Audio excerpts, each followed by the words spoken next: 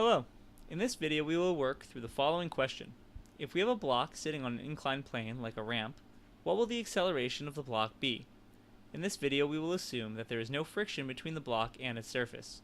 This could be approximately true if the ramp was made of ice, or something else very slippery. The answer will depend on how steep the slope is. We will define the steepness of the slope by assigning an angle theta to the slope. The bigger the angle, the steeper the slope. Now, let's just think about the extreme cases. When this angle is 0, the slope is completely flat.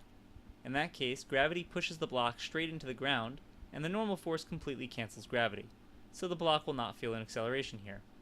Now, what happens when the angle is 90 degrees? Then the slope is completely vertical.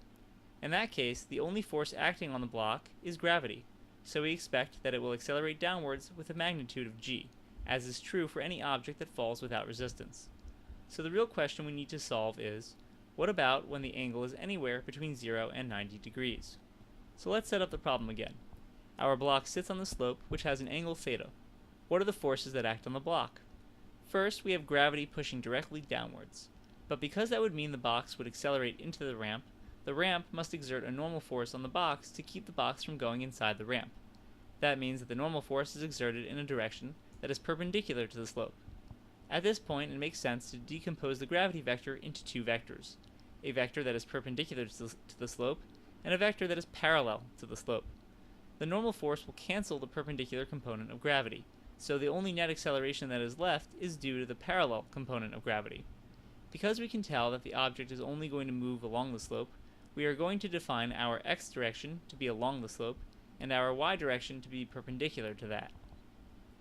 Now, the trick is, how do we figure out what the parallel component of gravity is?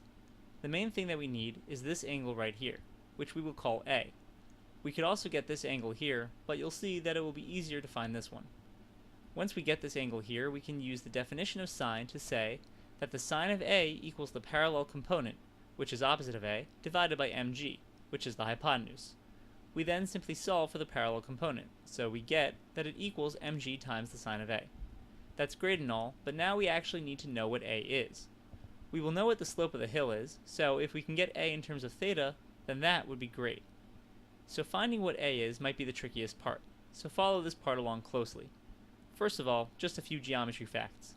The angle of a line is 180 degrees. The angle of a right angle, like the one here, equals 90 degrees. We know that this is a right angle because we drew that green line so that it was perpendicular to the slope, and perpendicular means at a right angle. Finally, the sum of all the angles inside of a triangle is 180 degrees. So first of all, we can look at these three angles and realize that together they form a line. That means that if we add them up, we should get 180 degrees. This simplifies to this. This is a good first step because now we have angle A in an equation. The next step would be to see if we can solve what angle B is. If we can do that, then we will know what angle A is. Well, to do that, we can use the fact that the sum of angles inside a triangle is 180 degrees, and right here we have a triangle. That means that we can write this equation. Wonderful. Now we can solve for b in terms of theta, which is great because we know our answer will depend on theta, which is the angle of the slope. So we solve for b, and we find that b equals 90 minus theta. Cool. Now let's plug that back into our other equation, and we get 90 equals a plus 90 minus theta. If you solve for a, you will find that a equals theta. That was a bit of work, but now we know that a is theta. With that out of the way, we now know that the force in the parallel direction is mg times the sine of theta, pointed down the ramp. It's positive since I defined positive x to be down the ramp. Therefore, we can write our F equals ma equation. The force, which is minus mg times sine theta, equals the mass times the acceleration. The masses on both sides cancel, and we are left with this. Acceleration equals g times sine theta. Try plugging in values for theta equals 0 and theta equals 90, and see if you get the results we predicted at the beginning. And that's it for this video.